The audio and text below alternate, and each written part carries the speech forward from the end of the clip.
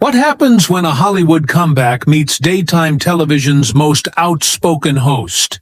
One of the most explosive moments in recent talk show history unfolded when Lindsay Lohan sat down with The View's panel, only to find herself in a heated battle of words with Joy Behar that ended with the actress storming off set. This wasn't just another celebrity interview gone wrong, it was a masterclass in how personal boundaries and public perception collide in the most uncomfortable way possible. The studio lights blazed as Lindsay Lohan walked onto the set, her red hair catching the overhead beams as she settled into the guest chair. The audience applauded warmly, a mix of nostalgic fans and curious onlookers eager to hear from the actress who had been making headlines for her recent projects and personal transformation. Whoopi Goldberg opened with standard pleasantries, welcoming Lindsay back to American television after her years abroad. The conversation began smoothly enough, with Sarah asking about her new Netflix projects and Sunny inquiring about her life in Dubai. Lindsay seemed comfortable, even charming, as she discussed her business ventures and how motherhood had changed her perspective. But then Joy Behar leaned forward, that familiar gleam in her eye that regular viewers know signals trouble.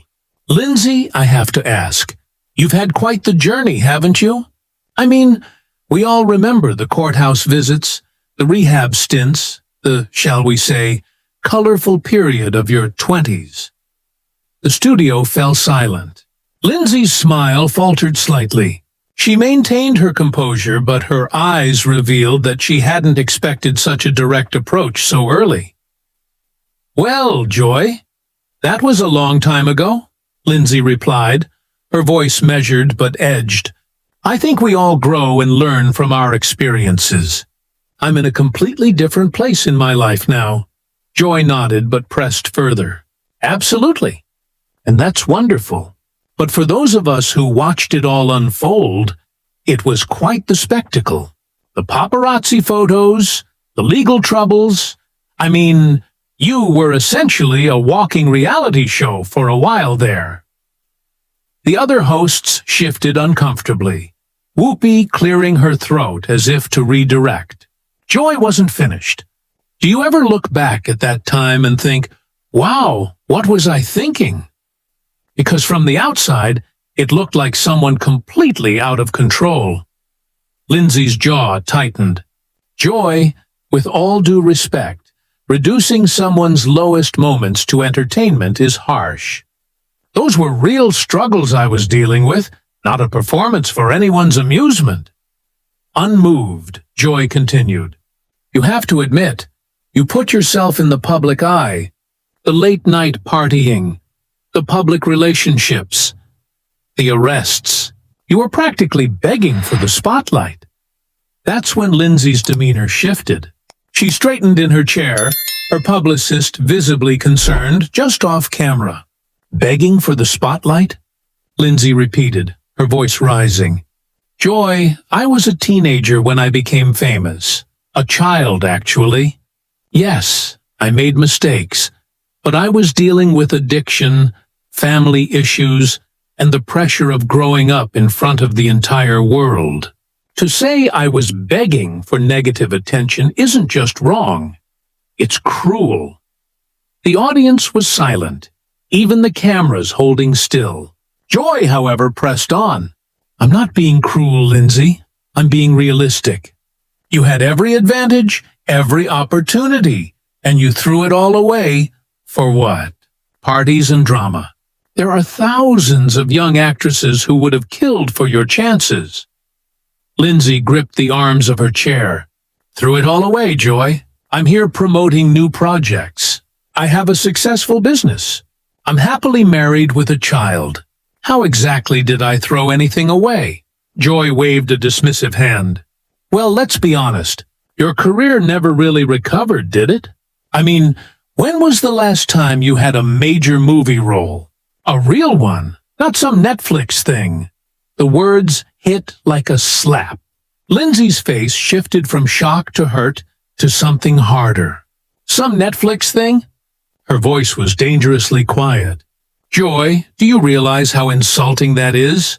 Not just to me, but to everyone who worked on those projects. To the platform that gave me a chance when Hollywood had written me off. Sonny tried to intervene, but Lindsay cut her off, her eyes locked on Joy.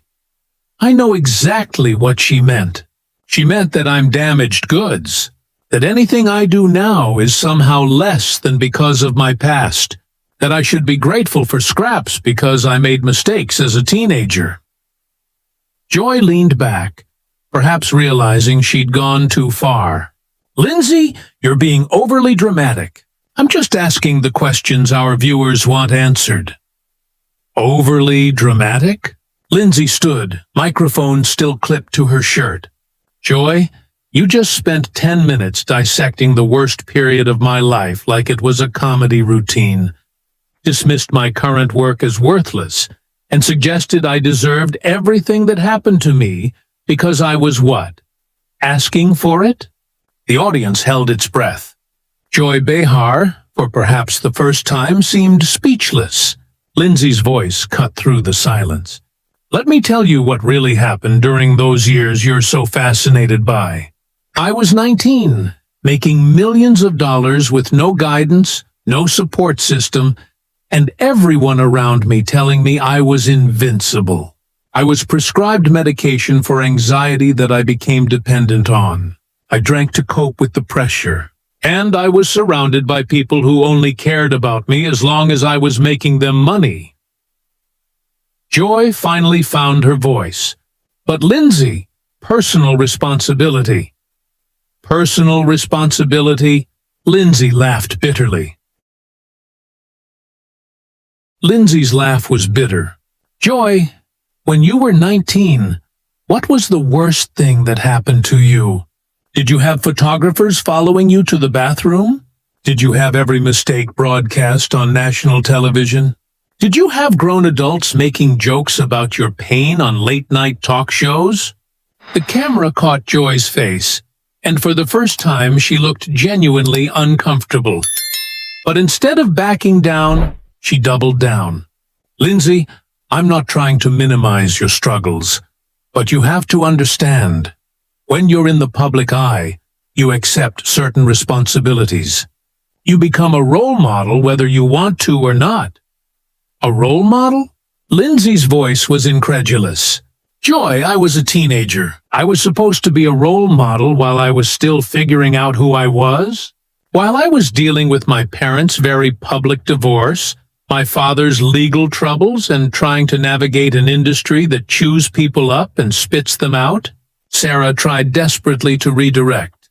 Lindsay, maybe we could talk about your new projects, how you've moved forward. But Lindsay was past the point of polite redirection. No, Sarah, I appreciate that. But Joy clearly has something she needs to get off her chest. So, let's do this. Joy, what exactly do you want from me? An apology? Shame? Self-flagellation for the entertainment of your audience?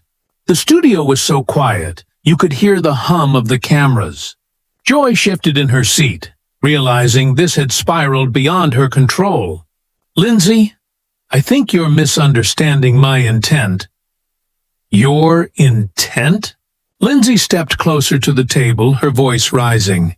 Your intent was to humiliate me on national television. Your intent was to drag me back to the lowest point of my life and parade it around for ratings. Don't pretend this was some kind of journalistic integrity, Joy. This was a hit job. Whoopi Goldberg, veteran of countless tense interviews, tried to intervene. Okay, let's all take a breath here. No, Whoopi. Lindsay turned to her directly. I have enormous respect for you, but I'm not taking a breath. I came here in good faith to talk about my work, my growth, my family. Instead, I got ambushed by someone who apparently thinks my teenage mistakes are more interesting than my adult accomplishments. Joy's face flushed red. Whether from embarrassment or anger, it was hard to tell. Lindsay, you're completely overreacting. These are standard questions. Standard questions? Lindsay's voice cracked with disbelief. Joy, show me one other interview where you've spent 15 minutes dissecting someone's teenage mistakes before they were even allowed to talk about why they're here. Show me one other time you've dismissed someone's current work as meaningless because of their past. The silence stretched on. Joy had no answer. That's what I thought, Lindsay said coldly. And you know what the real irony is? You spend every day on this show talking about how society treats women unfairly, how we're judged more harshly than men, how we're not allowed to make mistakes without being defined by them forever. And yet here you are, doing exactly that to me. Me? Joy snapped back, her defense mechanism kicking in. Oh, so now I'm the villain because I asked some tough questions? Tough questions? Lindsay's composure finally cracked. Joy, you asked me if I ever looked back and thought, what was I thinking? You told me I was begging for attention when I was struggling with addiction. You dismissed my current work as some Netflix thing and suggested my career never recovered. Those aren't tough questions. Those are character assassinations disguised as journalism. The other co-hosts looked increasingly desperate. Sunny tried again. I think there might be some miscommunication here. There's no miscommunication. Lindsay cut her off sharply. Joy made herself very clear. She thinks I'm a cautionary tale, a has-been who should be grateful for scraps because I made mistakes as a teenager. Well, let me tell you something, Joy. I don't owe you or anyone else shame about my past. I've done the work. I've made amends where necessary. And I've built a life I'm proud of. Joy, sensing she was losing control, tried one last defense. Lindsay, I'm sorry if you feel attacked, but these are legitimate questions about your past behavior. My past behavior? Lindsay's voice was dangerously quiet again. Joy, let's talk about behavior. Is it appropriate behavior for a woman in her 70s to bully someone half her age on national television? Is it appropriate behavior to invite a guest, then spend the entire interview trying to humiliate them? The word bully hit like a dart. Joy bristled. Now you listen here, young lady. Young lady? Lindsay repeated, her eyebrows raised. There it is. The condescension, the dismissiveness. You can't even see it, can you? You can't see how every word out of your mouth has been designed to put me in my place, to remind me that I'm damaged, that I'm less than, that I should be grateful you're even giving me airtime. Joy's face was now a deep crimson. I don't have to sit here and be lectured by someone who what? Lindsay interrupted, her voice like ice. Who made mistakes? Who struggled? Who survived? Because that's what I did, Joy. I survived. Despite people like you who seem to think my pain is your entertainment. The tension in the room was suffocating. Crew members were visibly uncomfortable, some looking away from their monitors. The audience sat frozen, unsure whether to applaud, gasp, or pretend they weren't witnesses. Lindsay unclipped her microphone and set it on the table with a small thud that echoed through the silent studio. But instead of walking away immediately, she paused, looking at each co-host in turn. You want to know what's really sad about this? She asked, her voice eerily calm. I actually used to watch this show. I used to admire what you all stood for. The conversations about women supporting women, about second chances, about not judging people by their worst moments. Whoopi looked genuinely pained. Lindsay, we do believe in those things. Do you? Lindsay interrupted, her tone almost philosophical now. Because what I just experienced was the exact opposite of everything this show claims to represent. I sat here and watched a woman who calls herself a feminist systematically tear down another woman for entertainment. Joy, who had been uncharacteristically quiet, suddenly found her voice. Now wait just a minute. I am a feminist, and I've been fighting for women's rights longer than you've been alive. Lindsay's laugh was humorless. Fighting for women's rights? Joy, you just spent 20 minutes trying to shame me for struggling with addiction as a teenager. You dismissed my accomplishments, questioned my worthiness for opportunities, and suggested I deserved the harassment I faced. If that's feminism, then the movement is in serious trouble. The accusation hit its mark. Joy's mouth opened and closed before she finally managed, "That's completely unfair. I never said you deserved harassment." "You said I was asking for attention," Lindsay replied coolly. "You said I courted the spotlight. You blamed me for the invasive coverage, the paparazzi stalking, the cruel commentary. How is that different from telling someone they were asking for it?" The comparison to victim blaming landed like a bomb in the studio. Joy's face betrayed the instant recognition of how her words could be interpreted. But instead of backing down, her defensiveness surged. "That is a completely inappropriate comparison," she snapped. "We're talking about career choices." "Not that, are we?" Lindsay tilted her head, her voice low and sharp. "Because from where I'm standing, I'm sitting here, and you've spent this entire interview explaining why I deserved every bad thing that happened to me because of choices I made as a teenager," Lindsay said, her voice trembling with restrained fury. "You told me my career never recovered, that my current work doesn't matter, that I threw away my chances. How is that not victim blaming? Sarah, clearly desperate to restore some semblance of normalcy, jumped in. I think there's been a misunderstanding here. Joy, maybe you could clarify what you meant." "There's no misunderstanding," Lindsay cut in firmly. Joy meant exactly what she said.